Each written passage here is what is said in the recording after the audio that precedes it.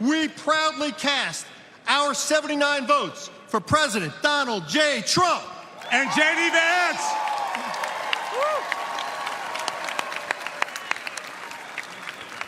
Pursuant to the announcement of the delegation and the rules and procedures of this convention, Iowa, 79 votes, President Trump.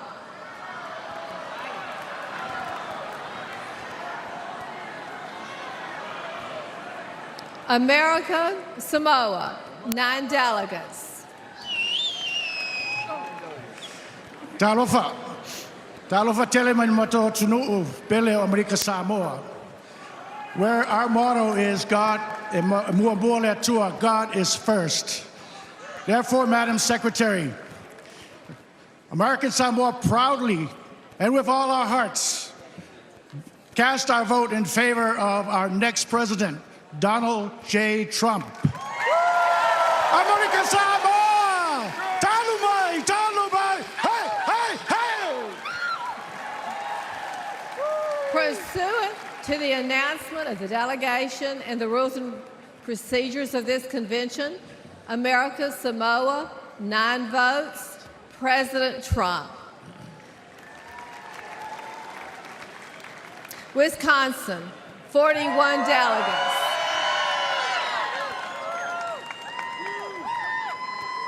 Madam Secretary, on behalf of the Wisconsin delegation, we welcome everyone here to this 23rd Psalm place we call home, where 170 years ago, this great party was founded down the road in Ripon, Wisconsin, in a little white schoolhouse.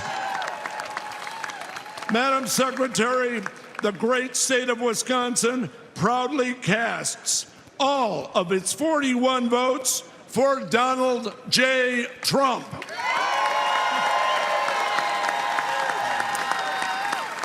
Pursuant to the announcement of the delegation and rules and procedures of this convention, Wisconsin, 41 votes, President Trump. New York, 91 votes.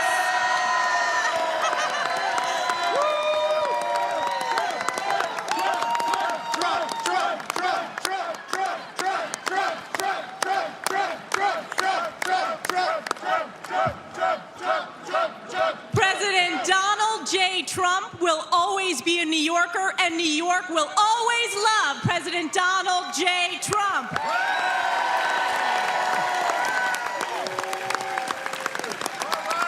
We believe that President Donald J. Trump will be the first Republican in a generation who will win New York State. It is my honor, as representative for New York's 21st Congressional District, House Republican Conference Chair, on behalf of the 91 New York delegates to the Republican National Convention, we proudly cast all 91 votes for President Donald J. Trump.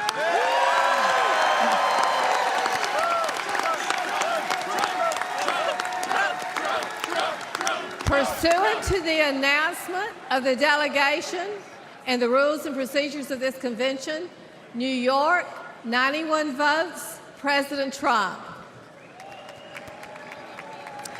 Florida.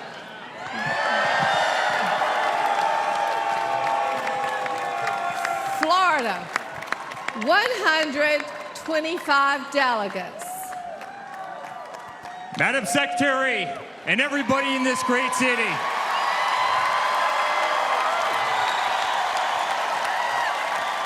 on behalf of our entire family, and on behalf of the 125 delegates in the unbelievable state of Florida, we hereby nominate every single one of them for the greatest president that's ever lived, and that's Donald J. Trump, hereby declaring him the Republican nominee for President of the United States of America.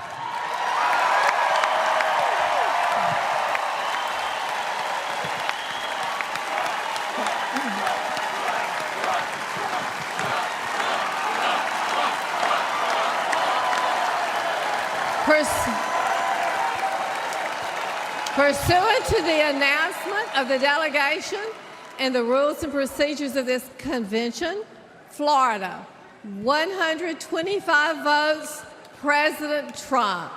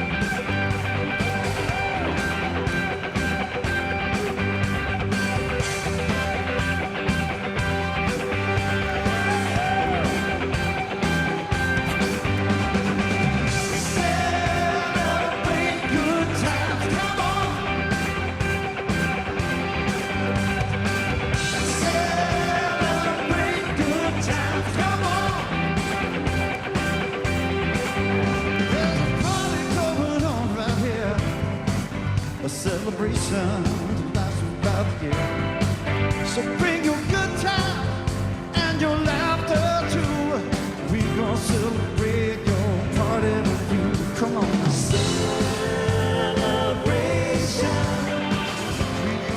All right, it is called the Over the Top celebration. That is not a subjective statement about it. It is about the fact that Donald Trump has gone over the top in terms of the need for 1,215 delegates. Florida giving 125 delegates to Donald Trump. He has officially become the nominee. You heard Eric Trump, his second oldest son, standing there with his daughter Tiffany, his wife Laura Trump, and his brother Donald Trump Jr.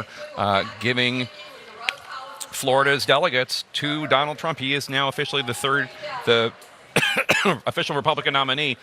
Third time's the charm, perhaps. Well, it certainly worked for him the first time, and this is, as we said before, a very, very, very different vibe from the last time we had an in-person convention.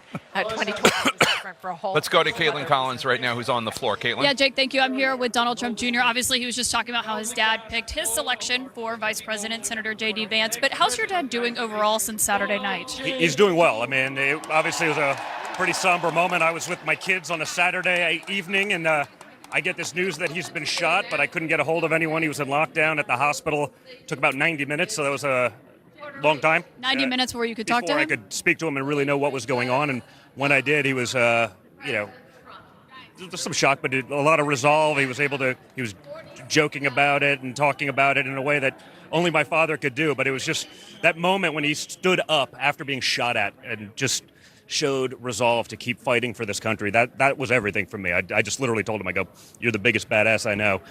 And so we had some jokes about that. That was the first thing I thought to think of even in that moment, because it was that powerful. And that's the kind of resolve. That's why we had peace deals under Trump. That's why we had a great economy. You need that. We're watching right now the weakness that's led our country into all of these disasters, into these wars. And it's because that's the nature of predation. When a predator sees weakness that we're exuding on the world stage, they pounce. And so I think it's going to be important to get that back, and I'm looking forward to it. Can I just note right now that boo was at Senator Mitch McConnell. I should note the Kentucky delegation is over there. But on that, how has that changed, do you think, how your dad is approaching this convention and this campaign overall? Has it changed it? I think it has. I mean, I know he basically scrapped his speech that they'd been working on. I was in the office when they were working with it for hours last week, and I think they just started from scratch with just a different message. We are going to try to unite this country. I mean, I take that kind of moment of just shocking moment that really changed, I think, even in his mindset of what we need to do to replace everything. I mean, basically, I think we all got the directive, like, hey, whatever you were doing, and I tend to get a little bit hot, so we're going to tone it down and keep a different message out there. And I think that's going to be important, actually. I think it's going to be important for us to move forward that way as a country. Is that what your dad himself? I mean, I know we've heard from political advisors and sources that want to say, what is your dad? Yeah, listen, my dad, this is his political advisor. When he hears the people, when he speaks to the crowds, that he doesn't listen to the pollsters, or he doesn't look at polling. He doesn't make decisions that are bad because a poll says it's 0.24 basis points more. He doesn't think that way. He understands. He listens to the people, and he trusts his own gut instinct, and he's done pretty well with that throughout his career. How's he? Have you talked to him today? How's he reflecting on just the fact that 48 hours ago this happened? Listen, I think he's moving forward. That's what he is. He's a fighter. He's going to get back in the game. He's never going to be pushed aside. They've tried to go after him for so many ways, whether it was the businesses, whether it's throwing him in jail, up to and including the death penalty, and that they've just tried everything to stop him. He's not meant to be stopped. He's meant to help fix this country. Donald Trump Jr., thank you for sharing us some insights. Obviously, Jake, there on how his dad is doing. And everybody really appreciates Donald Trump and how hard he actually fought. Under Donald Trump, we actually had a cheerleader in this country. We don't have a cheerleader anymore. We don't even have leadership. I mean, the people aren't around. They're not present. The policies suck. We're going to win this thing. Make no mistake about it. Yeah, Jake, I'm standing here with Eric Trump. Eric, can you talk about the mood? Eric, what went into the final decision to select Senator Vance? Well, it's been a pretty somber mood, right? I mean, my father got shot at. Somebody took off half his ear. But I can tell you, my father's never been more determined than he is right now. He's more determined to make America great again. He's got incredible fighting spirit, no different than when he was pumping his hand in the air with blood running across his face. And I'm really proud of him. I've never been more proud as a child, as a son. He's a remarkable human being. He's got backbone that's unlike any person I've ever met before. And as I said before, we're going to win, and we're going to restore prosperity to this country, and he's going to make America great again. Thanks, guys. Jake, that was Eric Trump. Back to you. Thanks, Phil, and let's take this all in. First of all, Dan, we should note, I mean, in another display of just how much Donald Trump has remade the Republican Party, when Kentucky was providing its delegates to Donald Trump and the Senate Minority Leader Mitch McConnell, who is in no small way responsible for Donald Trump's successful 4 years getting conservative jurists on benches, which in many ways has helped Donald Trump in the last few weeks, I think it's fair to say.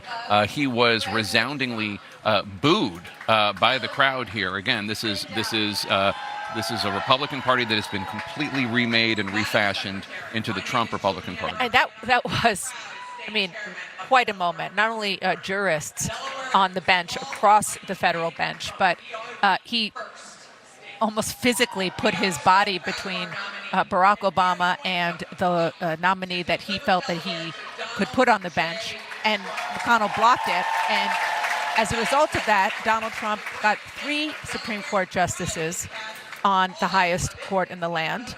And we've seen just in the past year what that court has done, even in the past month, what that court has done to promote the wishes of Donald Trump on a host of issues, including and especially the issue of immunity. But on the question that we just saw, the big issue, which is Donald Trump becoming, for the 3rd time, the official nominee of the Republican Party. This is a moment for the history books, and this is a moment for this party to finally make its last tick towards being 100% the party of Donald Trump. And as you were talking about McConnell, Dana, it just reminded me that the other thing that McConnell did for Donald Trump was, as Trump faced impeachment after January 6th, McConnell threw him a lifeline by not backing, actually convicting him of the charges against him. And it was that series of events in that time that led to this moment right here, where people who thought that Donald Trump was permanently politically damaged from what had happened in that time realized that he really wasn't, that he was going to be rehabilitated. You saw Kevin McCarthy go down to Florida. And over the course of the last 3 years, Donald Trump has been building and building and building to this point where there is virtually no dissent anymore in the Republican Party about who is the leader of the Republican Party. And you heard, actually, Don Jr. saying the greatest president, Republican president in American history. Oh, forget about Ronald Reagan. In a lot of the minds of a lot of Republicans today, that person is now Donald Trump. So I want to bring it back, if I can, to the fact that the running mate, the big news of the day, is that the running mate will be Senator J.D. Vance, Republican of Ohio. David Urban and David Axelrod, your thoughts on this? Jake, I think it really signals a big shift in the Republican Party. this is going to be a party of the hillbilly elegy. This is what they talked about when J.D. Vance is going to go out. You heard Don Jr. talking about he's going to go out and campaign for blue-collar voters in Kentucky, Western Pennsylvania. I think that's when you'll see Vance out really working the hustings to kind of reshape. The party's been shifting, as we know. We've talked about this, away from the kind of liberal Northeast Republicans have now become Democrats, and the Reagan Democrats have become Republicans. And I think this pick signals a further shift in that direction for working class men and women in America. You are not only welcome to this party, you are the party. And I think J.D. Vance's pick signals that, and he's going to go out and do that. And also Vance has a foot in Silicon Valley. Let's not forget I don't know who talked about this, but he helped secure the fundraiser with David Sachs, who's going to speak later. He was the pick of Elon Musk, of lots of those. Right, in Silicon Peter Valley. Thiel is obviously right? a big patron of his. So he's got a foot in Appalachia and in Silicon Valley, which I think is really interesting and it is energizing. 2028 has been wiped out. All those Republicans who were mentioned, Nikki Haley, everyone who ran for president this time, they are done. Youngkin, anyone who thinks they want to be president and Republican president 28, well, they're going to have to take it's a long time between now and 2028. I want to go for 32 now. And Listen, I understand, but you're pushing a big rock up a hill. Listen, if you're Donald Trump's pick. We don't know what's going to happen next week, much less in 2028. with a little less exuberance, But I forget which of the Trump boys said two things that I think very much go to the core of this choice. One was he's good on TV making the case. Donald Trump approached this whole process like a casting director. He was watching these guys with you and others on TV to see who could bring the case. And Vance was very, very good at that. But this point that Dave's making, there is a very narrow path for Joe Biden in this race, if he has a path moving forward. That is to win Pennsylvania, Michigan, and Wisconsin, places where John has been spending a lot of time. J.D. Vance is a true populist. He talks about the damage that globalization has done to these areas. He's for tariffs, heavy tariffs, and he speaks the language of voters in those small towns and rural areas and working class communities in those states. If he can help them win those states, he can seal this deal for Joe Biden. I don't think we've talked about this yet, which is the facial hair issue. Because at one point when people were discussing possibilities, one of the knocks on J.D. Vance was that he had a beard. He has facial hair. And supposedly Donald Trump hates facial hair, and they said, well, he's not going to pick a running mate he has to live with for 4 years who's got facial hair. And Trump was asked about it, and he said, I think he looks like a young Abraham Lincoln. Right. And at that point, he had won the facial hair primary. So maybe the fix was in for a long time ago. Abraham Lincoln, by the way, famously unattractive to the point that somebody accused him of being two-faced, and Lincoln said, if I were two-faced, would this be the face that I picked? But obviously...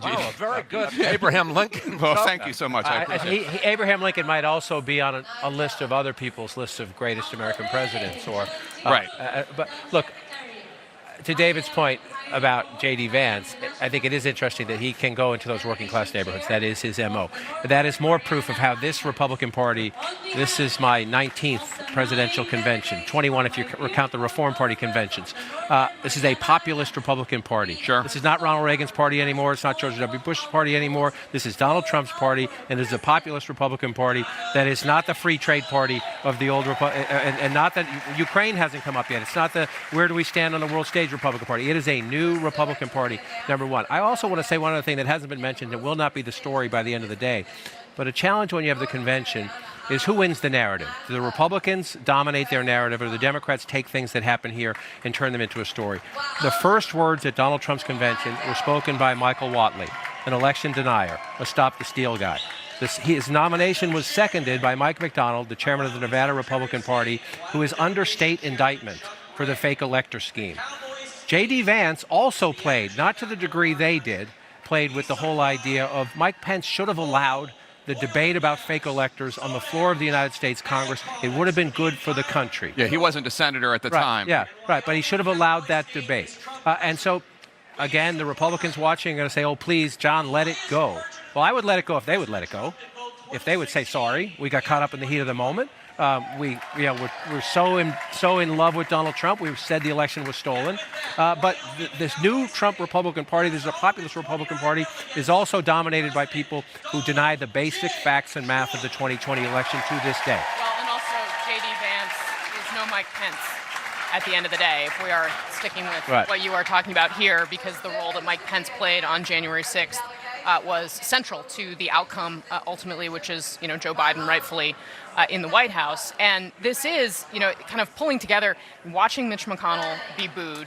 He is obviously an elderly man now, as J.D. Vance, 39, in that same body which McConnell is now retiring from leading. He's going to stay in the Senate, but he's going to give up his title as Senate Majority Leader, says so much from a symbolic perspective. And while I do think, of course, David is jumping ahead to 2028, we are not quite there yet. It is this way. I mean, we've talked also about how Donald Trump values loyalty. He does not necessarily want to pick someone who's going to try to compete with him.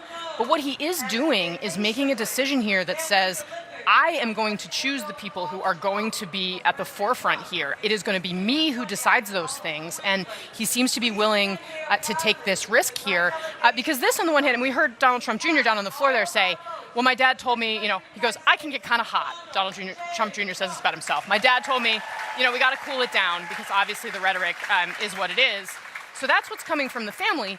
J.D. Vance has not necessarily conducted himself that way. So some of the quotes from J.D. Vance on the election, just on that point, John King, he baselessly said, I think the election was stolen from Trump. He falsely said there were certainly people voting illegally on a large-scale basis. These are things that both Trump's White House counsel, Trump's attorney general, court after court, election board after election board, governor after governor said are not true. And it is also worth noting that the very reason that Mike Pence is not only not his running mate, but not here at the Republican convention and not necessarily even voting for Trump is because of what happened on January 6th and the fact that Donald Trump, in Pence's view, helped put his life and the life of his family in danger during the January 6th insurrection.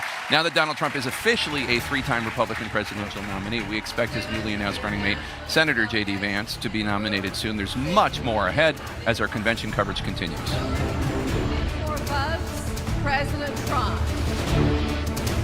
Idaho.